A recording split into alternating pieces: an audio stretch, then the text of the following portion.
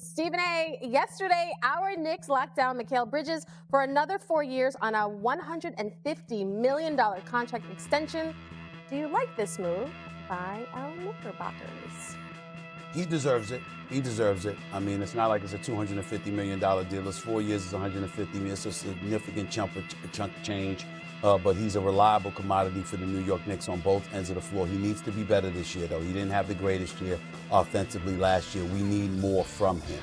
And I think that Mike Brown, with his ability to coach offense, is going to find a way to get that out of him. But they will need to do so in order for the Knicks to have an opportunity to take advantage of what Jalen Brunson brings to the table, and to a lesser degree, Karl Anthony Towns, the OG Anunobys of the world. Mikal Bridges is going to have to be a bit more steady and reliable offensively. But he deserves his money. He deserves it. 100% well said there. Mikal Bridges is eligible for a 4-year, $156 million extension. Just 1 year left on that deal. And Cat has a couple years left, but he can extend for another 3 years if he declines that player option. So let's stick with the New York Knicks because my friend Tim here covers them heavily. The Knicks made some really aggressive moves. They got Cat, they got Bridges, but are they going to pony up the cash to keep them around? We'll see what happens with the Knicks this summer. They're in an interesting spot, as you mentioned. Mikal Bridges, 1 year left on his deal for about $24 million. He become an unrestricted free agent next summer. I think there's more urgency to try to get something done with him because of the fact that he will be a free agent next summer, where there is a lot of cap space around the league, and there are not a lot of guys to spend it on. And Mikal Bridges, while he might not necessarily be worth the several draft picks the Knicks gave up for him, is a guy on the wing who's a 3-and-D player on the wing. Every team in the league is looking for that. You can plug and play him in all sorts of situations. So I think getting something done with him will be good for the Knicks if they can, to try to lock him in long term. The Karl Towns situation is interesting. As you said, he could sign a 3-year extension potentially this summer. He's got 2 years left, plus a player option for $61 million. A little less of a need to get something done right away. But the Knicks obviously like their group together. They're trying to build forward in the East. And with all the injuries that have happened, it's really the Knicks and the Cavs and everybody else out in the Eastern Conference. 100%. DDJ, let's get to you because this version of the Knicks are tied with the Cavs, as he was alluding to, for the best odds to win the Eastern Conference. Is this the core that can get the Knicks over the hump?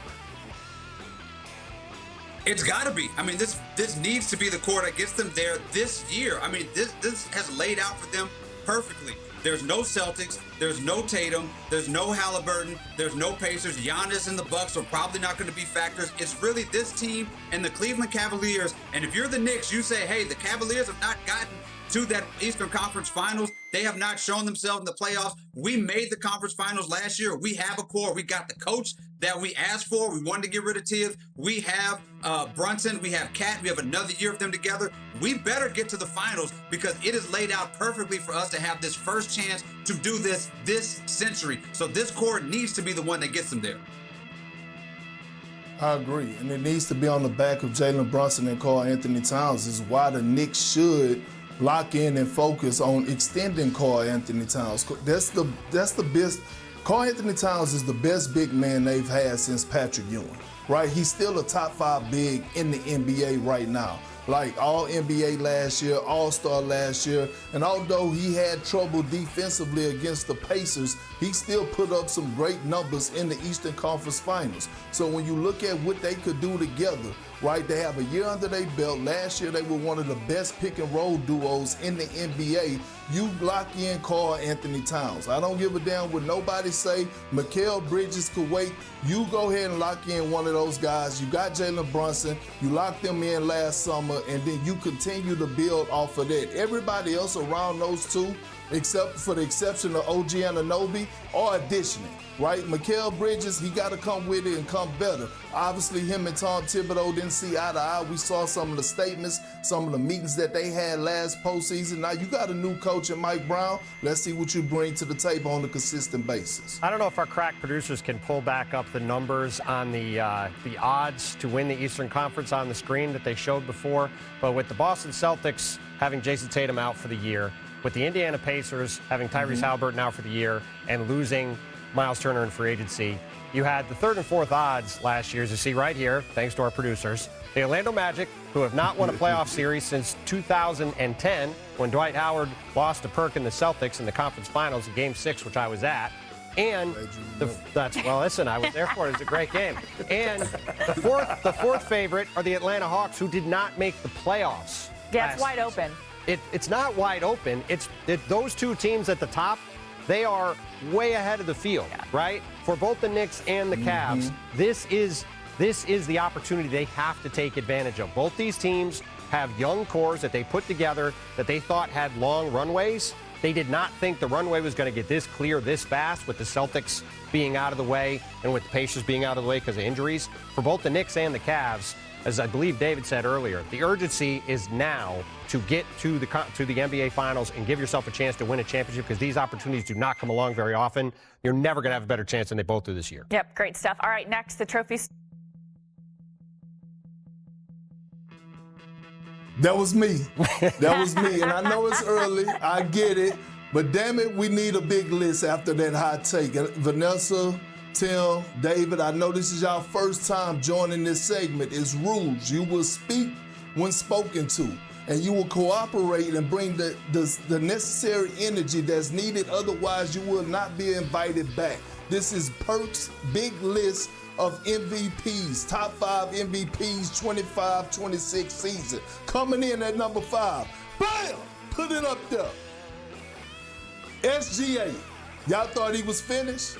Hold up, wait a minute. Hey, listen, this man, MVP, Finals MVP, NBA champion. He's not satisfied. He's going to come back next year on a mission. He wants more. The best player in the world. Yeah, David, I said it. The best player in the world has embraced it. He got the feeling. He got the energy. He knows how it feels to become a champion and an MVP. He's going to try to go out there and do what he needs to do to keep that trophy in Oklahoma City at his house. David, I need you for number 4. Bring the energy now.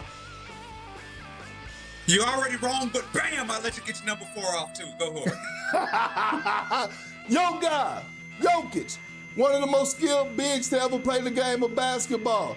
Look, the Denver Nuggets made moves, right? They got a new coach last season. They just got Cam Johnson, right? They got back his good friend who he won a championship in Bruce Brown. I believe Jokic is going to come back with new life, new energy, which is scary for the rest of the league. The man already finished second last year. He's going to try to go win him another one while the Denver Nuggets win games in the tough Western Conference. Tim, where you at? I need you at number 3. I mean, I'm excited to see where we're going with this because these are the two guys that have finished first and second the last 2 years. But I'll give it to you. Bam! Let's see who's number 3.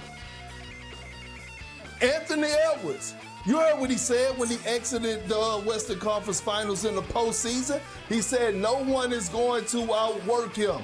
And I believe him. I believe this man is going to come back. I believe he's going to average 30 next season. I believe he's going to be on a mission. He was embarrassed in the Western Conference Finals. And we know how a man like Anthony Edwards thrives when adversity hits, when accountability hits. He always come back stronger. Vanessa, where you at, girl? I need you at number 2. Put it up there.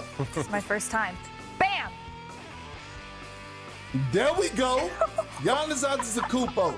David, you want him out of Milwaukee, but he's staying in Milwaukee. The Bucks want him in Milwaukee. Did you see what Giannis was doing at the end of the season last year? The man was putting up Jokic-type numbers. Doc Rivers said he's going to be at the point forward. He had 20 assists in the game last season. I'm looking for the growth of Giannis this year. He's going to elevate, make guys around him better while still going out there and getting his 30 points and 12 rebounds. He's number 2 on the list. And number 1, coming in. Bam! Put it up there. Ooh. Luka. I said it the other day. I'm saying it now. Skinny Luka at that.